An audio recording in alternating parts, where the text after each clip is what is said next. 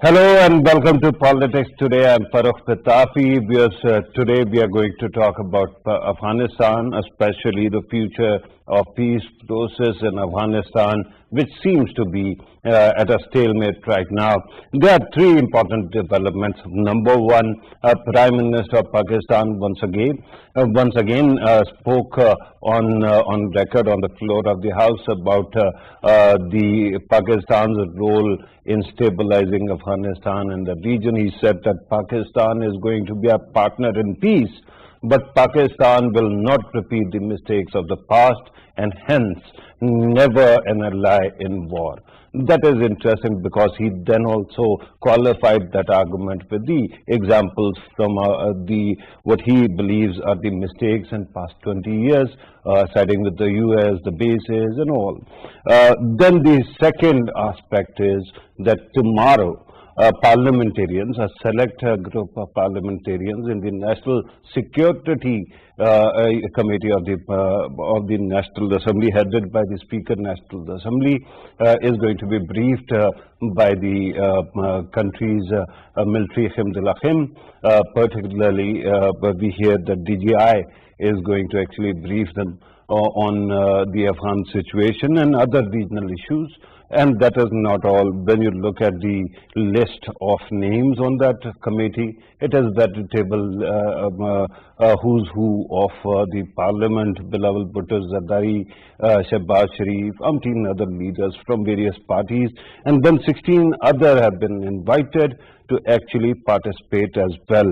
And then today there was an unfortunate incident that took place when miscreants from across the Afghan border actually fired at Pakistani forces, and two office bearers actually embraced martyrdom.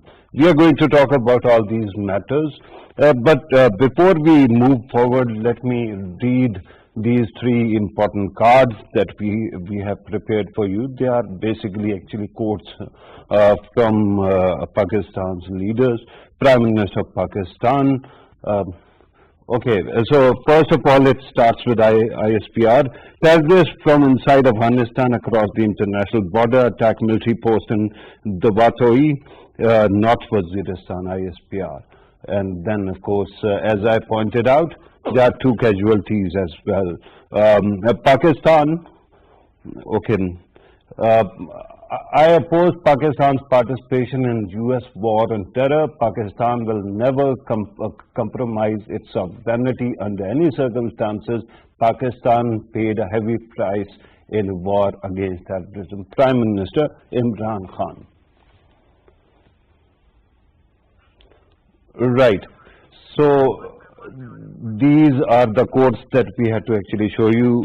I'm not sure whether we have a package today or not. Okay, we have a package. First point that, then I'm going to introduce the guest in the studio. Let us watch that report that our team has prepared for you.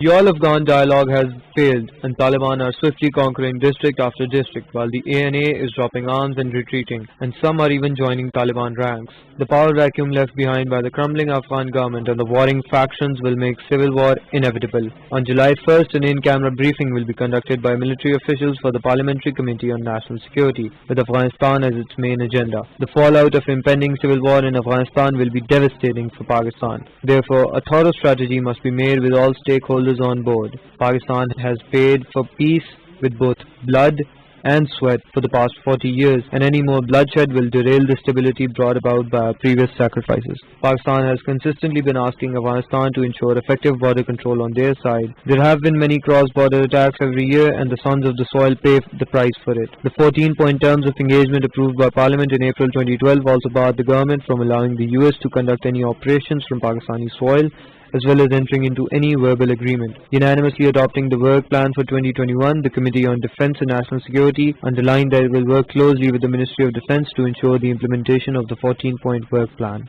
SPM Imran Khan asked, if the US could not defeat the Taliban with bases and troops inside Afghanistan, how could they possibly achieve that objective from bases in Pakistan? So, as I pointed out, situation seems precarious in Afghanistan. We are going to talk about that. Let me introduce the guests we have got in the studio. We have with us Ambassador Asif Dutani Saab, needs no introduction, quite regular on this show, on this channel, and a prolific writer and expert on international affairs, career diplomat. Thank you very much, sir, Thank you for being part of the program. Air Vice Marshal retired Faiz Amir Saab joins us also in the studio. He is a senior analyst, an expert on defense and security affairs, also a pedagogue, has been heading universities and has been attached to academic institutions. Thank you very much, sir, for being part of the program. Sayyid Muhammad Ali Saab, adjunct professor, Georgetown University, actually joins us on Skype. Dr. Saab, thank you very much for being part of the program as well. With your permission, Dr. Saab, let me start with the studio. Let me ask Ambassador Dutani Saab, sir, what is the state of affairs in Afghanistan? And why is it that we feel that we are facing the same dilemma we have been facing for 20 years? Well, thank you, Farrukh. I think on the political front, there is a stalemate. Yeah. The idea that with the withdrawal schedule given by the Americans, there will be a dialogue process between the Taliban and Ashraf Ghani government. Mm-hmm. It got delayed unnecessarily for almost 6 months, ever since they signed the agreement in February last year. All right. And the pretext was release of 5,000 Afghan Taliban, which Ashraf Ghani government in fact dilly-dallied, and they had the pretext that we did not sign the agreement with the Taliban, it was with the Americans. So in a way they were telling that the Americans that they are not responsible. And secondly, I think they were expressing their annoyance to the Americans because in the whole dialogue process, Americans sidelined Ashraf Ghani. All right. Secondly, when you talk about on the military front, then Afghan national security forces, those are, while Americans have trained them, still their own American commentators say that there's much to be desired as far as their training is concerned, the standard of their training is concerned, and their motivation is concerned. On the Taliban side, you find motivated people. They, in fact, they can even go for the suicide attacks, which the Afghan army side would not do. And more importantly, there's corruption in the Afghan National Defense forces. Right. And the result is that there's the highest number of desertion in the Afghan army. Then there are ghost soldiers, which in fact line up the pockets of their higher-ups in the forces. Right. And then these forces are also involved in narcotics trade, which is also in fact benefiting, which is giving benefit to who's who of Afghanistan. Right. So in that situation, when there is lack of governance, bad governance, inefficiencies, incompetencies, you expect that they will deliver. I think that would be a tall order. Right. Now, let me ask you again, Saab. You can add to what was said earlier. But the question is, I understand what is happening in Afghanistan. It seems to be a meltdown of sorts. But with due respect, why is it that either nobody saw it coming, or B, nobody actually prepared for it? Because it seems that we are going to have a regression to the pre-9/11 situation. President Trump announced withdrawal in an election year, and most people thought that it's an election year promises, one of those promises that he might reconsider after he is elected. So the entire the allies of US, in West, in Europe and other places, and in Afghanistan, they always thought that there may be a need, there may be a reconsideration of the decision afterwards. President Biden wins the election, and in his election campaign, he had showed that he would keep certain forces in Afghanistan. But then his decision to pull back and just giving an allowance of 4 months to the Afghan government to prepare itself and the US forces to prepare themselves to leave, actually left everybody in a disbelief. The Ashraf Ghani government never believed that the Americans would leave them in such a state. Now a question arises, if the Americans were to leave Afghanistan in such a disarray, then why didn't they leave in 2002 after Tora Bora? Right. Why didn't they leave after 2011 after Osama bin Laden was killed? Right. Why didn't they leave after 2014 when President Obama had promised that he will pull out all the forces Right. by the end of the year? So the question is, why have they stayed on? Actually, the answer goes back to their unexpected victory in dislodging the Taliban in the first 60 days. Right. And then they had no idea what to do. And that perplexity has prevailed over the next 20 years. They got stuck down. They never knew when they should leave. Now the position is that the Afghan government finds itself unable to, and there are predictions by the Americans that the government will collapse within 6 months after the withdrawal of the US forces. The question is, now what the Afghan government has resorted to, that they have made agreements, or they have incited, or they have talked to the warlords to resist Taliban. So what you're seeing is a civil war where obviously the NDS is not able to defend the entire rural Afghanistan. So the rural Afghanistan is under the warlords, has always been under the warlords. So the warlords will resist the Taliban because of their own considerations. Now, I still believe that there will be battles for fortresses, like a fortress in Kabul, the fortress around the international airport, the fortress other major district headquarters. So the battles are going to take place, but the disarray you find, it has been persisting for the last 20 years. Right, but again, the problem is 20 years stay in a country and still no clue how to handle the post-withdrawal They didn't understand the culture of Afghanistan when they invaded Afghanistan. Right, and we are going to talk about that as well. Let me bring in the third guest, Mohammed Ali Saab. Thank you very much once again for joining us. My question is about state of affairs in Afghanistan. If the biggest backer after the US government, India is thought to be one of the biggest backers of the Afghan government, if they have started negotiating with Afghan Taliban, do you see any hope for constitutionalism and existing political apparatus in Afghanistan in coming days?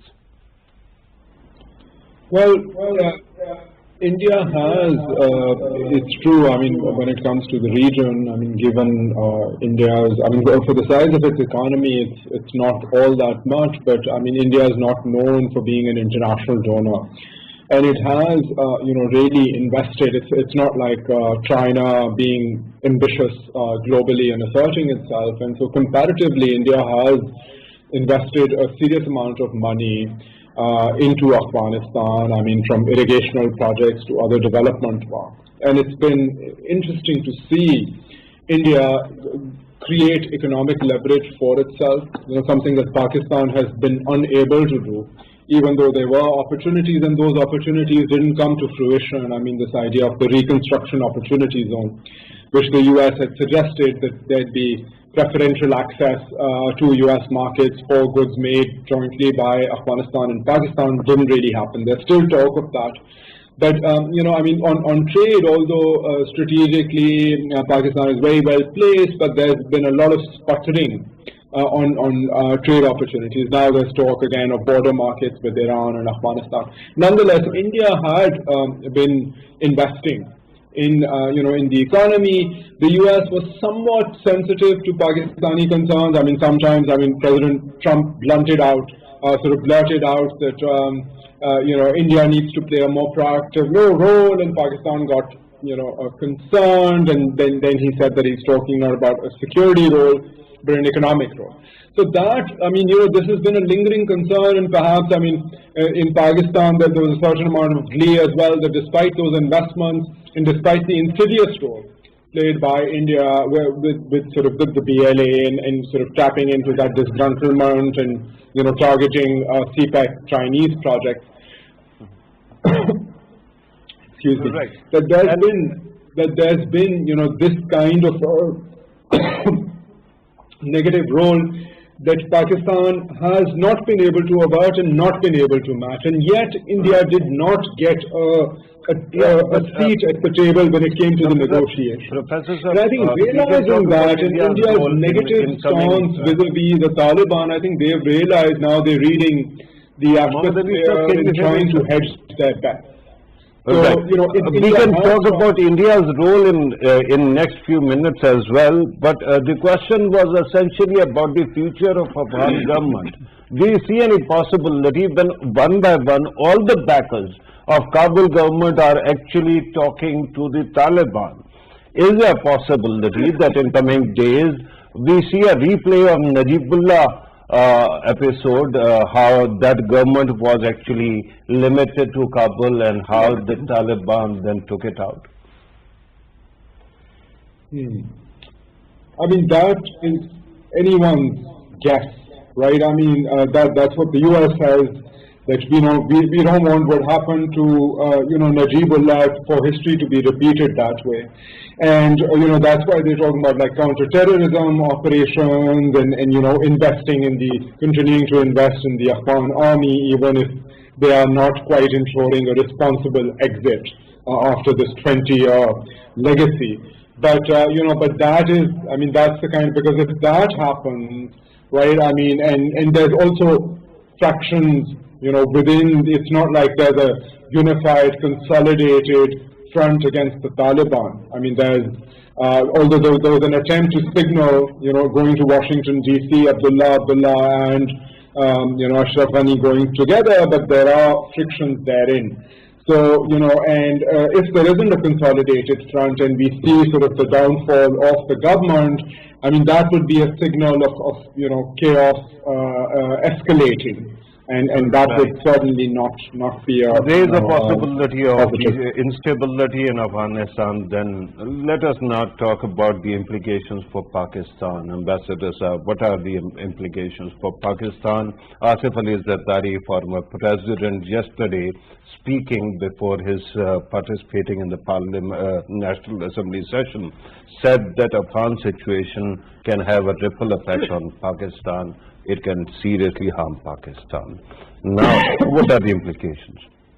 Well, the foremost being, if there is chaos and civil war conditions in Afghanistan, so we should be prepared for the influx of refugees.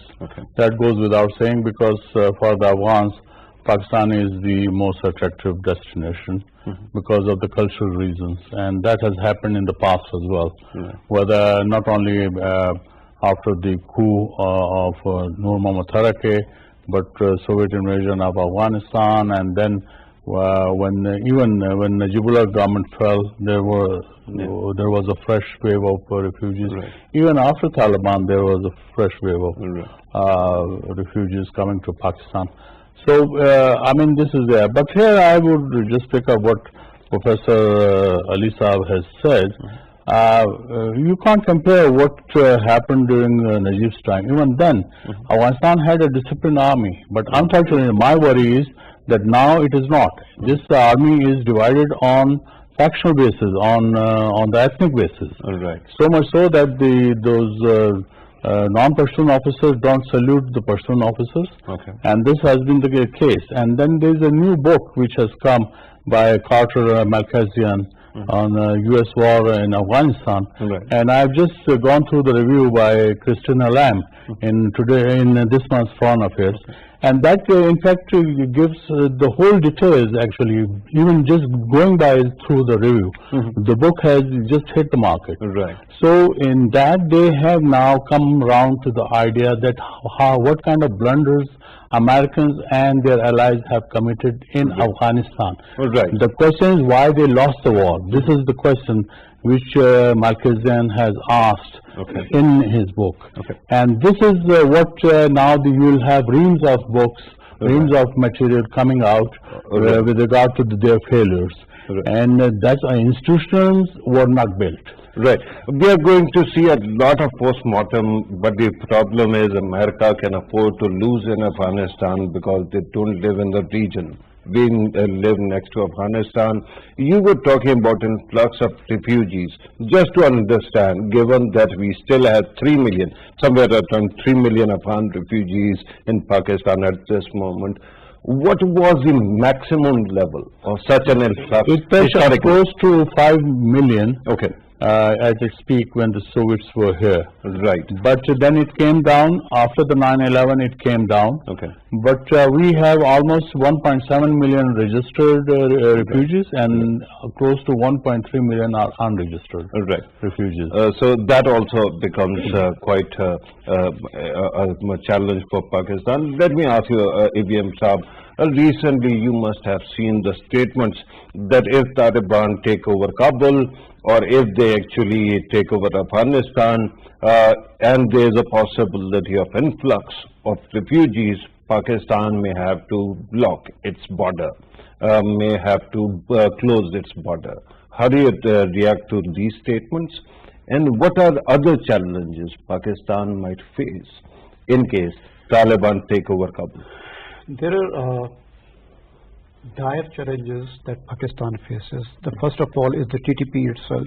Okay. There are about they estimated 5,000 TTP fighters in Afghanistan, Right. who what I would say is are available as mercenaries for any side to be employed by, because now they have lost their raison d'etre of their fighting against the Pakistan government, because the foreigners are leaving in any way. But now these 5,000 ragtag fighters are available to the Americans, to the Taliban, and to the Indians to put pressure on Pakistan. Right. And these, Just for the sake of argument, nobody, neither the Kabul government nor the foreign elements in Afghanistan ever stopped TTP from conducting whatever they were doing. Yes. So how is that a worsening of the situation? No, now is because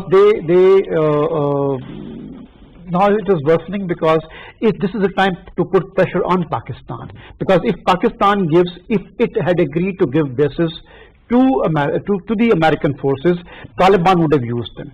Now, since Pakistan has refused to give them bases, so it is the other parties that probably would utilize these people. And let me suggest that in 2014-15, when the North Waziristan operation concluded, started, and then it concluded in 2015.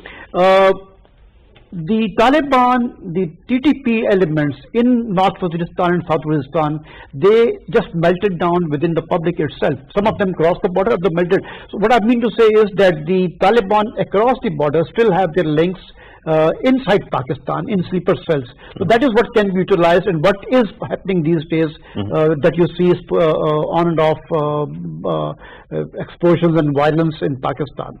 The second biggest the challenge that of the Afghan refugees, Pakistan claims to have fenced its border almost 80%, over 80%. So now 20% still remains. So that would be the hard areas, and that probably would not be the routes that the refugees would use. So it means Pakistan is essentially talking of closing the crossing points from where the refugees could cross. The third major dilemma would be a diplomatic dilemma.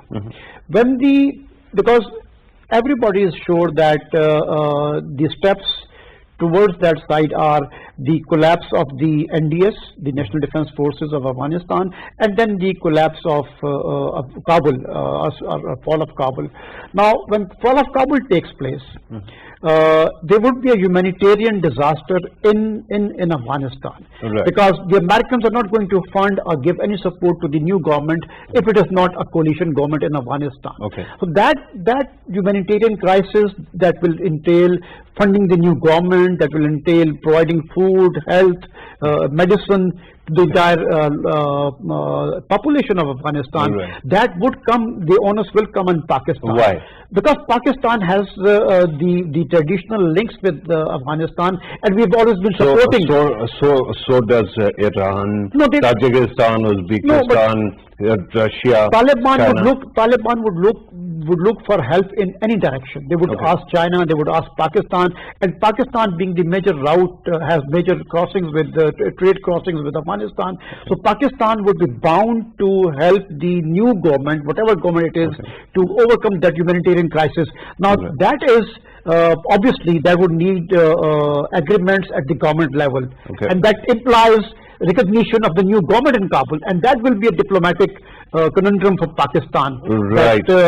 Would Pakistan be the first one to recognize the new government, or would there be other in the region who would, just to help the people of Afghanistan, would go in recognition? As we move forward, we are going to address that question as well. What should be Pakistan's policy in that eventuality? But let me go back to Muhammad Ali Saab. Sir, you are listening to the discussion that is going on. Now the question right now is the state of agreement between the US and Taliban, because that is not a small agreement. I remember in those days, because everybody was concerned that the Taliban are not going to respect the fundamental human rights, the women's rights. So there was this implication that the US somehow actually convinced the Afghan Taliban to concede on certain points. But if now the withdrawal takes place the way it seems to be moving forward, Germany actually closed its operations today. So what becomes of that agreement and those rights that were agreed upon? Well, Pitafi Sahib, I think what the US is going to do and has already done, it was a very narrow, unambitious agenda, to get an exit. And the basic understanding was that the Taliban are not going to provide refuge to global jihadist outfits, particularly Al-Qaeda, which goes back to those 20 years earlier, where the way that it's positioned in the US is that once the US was attacked by Al-Qaeda, the Taliban didn't have, they were repressive and were doing terrible things within the country, but they were, their ambitions were confined to a power grab, brutal power grab within Afghanistan. But their refusal to hand over Al-Qaeda is what compelled then the US to come and seek revenge, right? And then in the process, of course, save Afghan women from the brutality of the Taliban and whatever other reasons for the just war, right? Like open schools and undertake development and spend $2 trillion, of which we have, of course, just seen a very modest sums go towards the development of Afghanistan, and the rest of it was spent on the military, right? Largely to keep the coalition forces and the US forces, fed and the logistics of the war machinery greased. So essentially, what they are doing now in order to ensure, and there wasn't much progress, right? Like the Taliban were not halting violence. On intra-Afghan peace talks were more of an afterthought, because the Afghan government was not quite happy with the US sort of directly negotiating with the Taliban. But once that was a done deal, and the bar was set very low that they are not going to allow they're going to try to not target coalition forces and not allow the Taliban to operate again and reach a level of organization that they can become an international threat again, when there wasn't adequate evidence of that, and there perhaps still isn't. And there's suspicion that the Taliban are also hedging their bets, because now if the Afghan National Army is going to remain propped up and it's going to remain well funded to resist an entire Taliban takeover, then the Taliban also need partners where they can get them. And maybe the Al-Qaeda will provide them at least this ideological support, and it might not have that much strength on the ground, but in terms of the optics of being a fear, an enemy to be feared, they might have a more open relationship if it's going to come to an all right use of force, and they can't manage to grab power entirely. So they're also hedging their bets, but for that, to address that concern, I think this is how we need to contextualize this whole idea of military bases, right? So the U.S., I think, realizing some of this, has been going to the neighborhood and asking for military bases and a military presence. And kudos to our government, at least on this front. I mean, because otherwise it also would have been political harakari, political suicide after all that talk of collateral damage and drone strikes and complicity therein if we had provided military bases. Right? So I mean, that's important. So every answer that I'm getting actually, one thing, and that is that in coming days perhaps Pakistan is going to see a lot of refugee influx, because human rights might be violated if Taliban take over without any agreement. So what should be, Ambassador Saab, Pakistan's policy response? One is hardening the border, closing the border. The other must be some policy measures. What are those? Well, we have to leave the Afghans to their own devices. Okay. As the Prime Minister has also said it, that we don't have any favorites, okay, and that should be the right approach. And sooner or later, then everyone is going to realize that they have, they are not going to get the favor which they expected. And to this, I think now Indians have also realized that they have lost the game in Afghanistan. Okay. That's why now they are cultivating the Taliban in a way that we cannot have any leverage except that we have to give aid. And they have $2 to $3 billion worth of investment. That investment is mostly they spent on in building the parliament. That is their parliament, hospital, flagship project.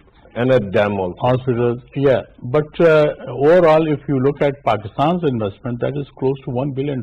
Yeah. And if you compare Indian and Pakistani economies, then Pakistan has in fact given far more than what the Indians have done it. Okay. But since there is the dispensation in Kabul has been hostile to Pakistan, so the Pakistan's good work, in fact, does not see the light of the day, and it is not appreciated the manner Indians are appreciated. And NDS, Afghan Intelligence Agency, a National Directorate of Security, actually is funded by the Indians. Okay.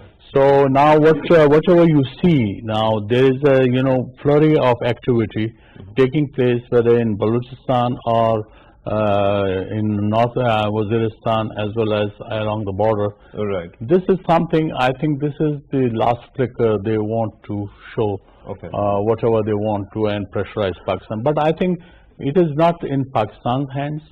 It is not in any of the Afghanistan's neighbors' hands to control the things inside Afghanistan. Right. Reason is that actual game is being played inside Afghanistan.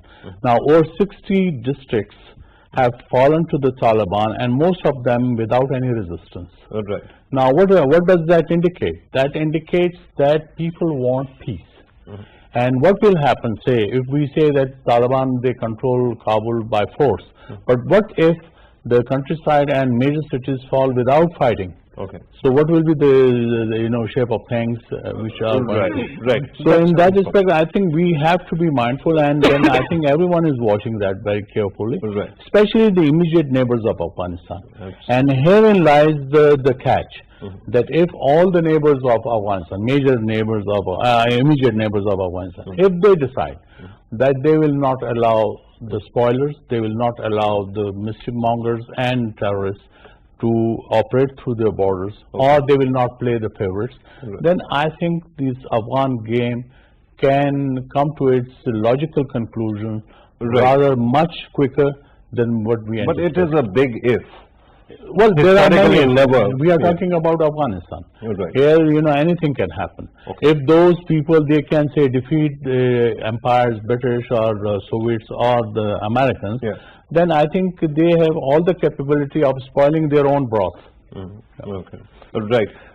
Here's the problem, ABM Saab. Of course, when it comes to policy decisions, one has to actually first of all, look at the country's own interest. And in that situation, of course, hardening of the border in that kind of an eventuality, if Afghanistan, God forbid, explodes, will be to harden the border. It might be the only possible solution. But on the other side, 40% of Afghan population is now under 18. People who were born after 9/11, after the US invasion and all that civilian transition, the kind of government.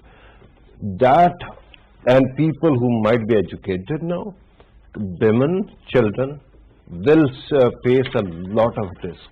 And Pakistan keeps on talking about Afghanistan, Afghans being our brethren.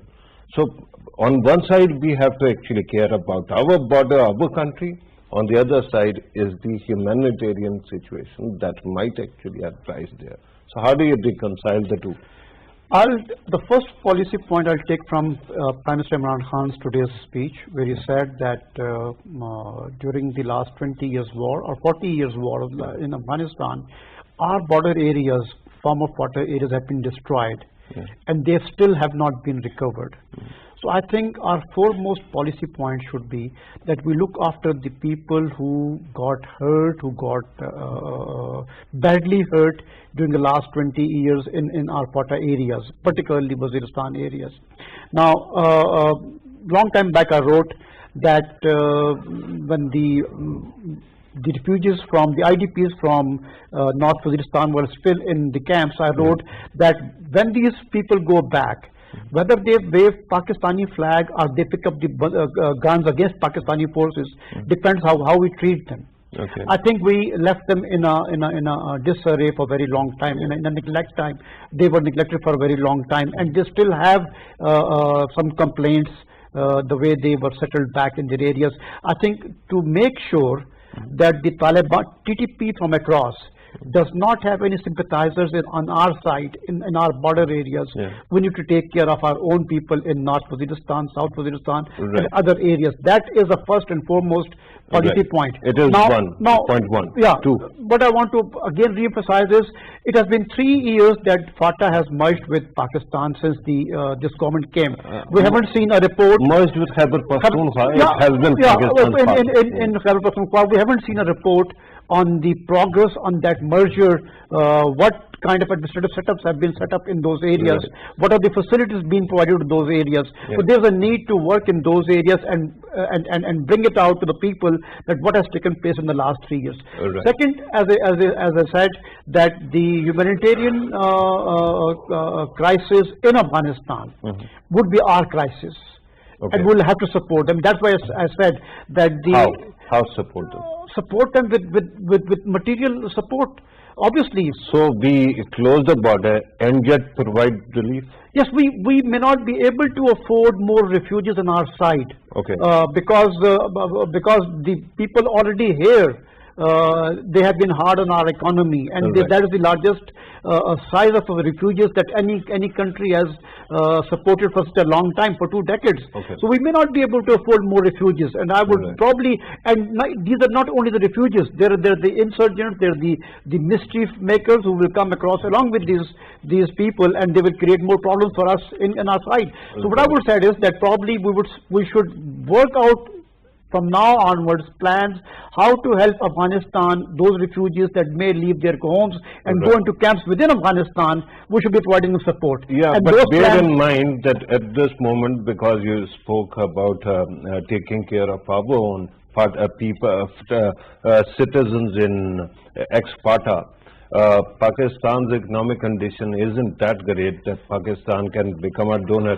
I'm told that we have to start concluding. There are places, you see, there are donors in China, there would be people in Iran who would like to trust,